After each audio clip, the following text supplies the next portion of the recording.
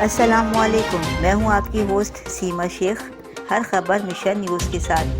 Chiniot deputy commissioner محمد ریاض اور D P O سید حسنین حیدر کا سبزی اور فروٹ منڈی کا دورہ۔ چنیوٹ سبزی و فروٹ کی نیلامی کا جائزہ لیا گیا۔ چنیوٹ اشیاء کے معیار اور مقدار کو چیک کیا گیا۔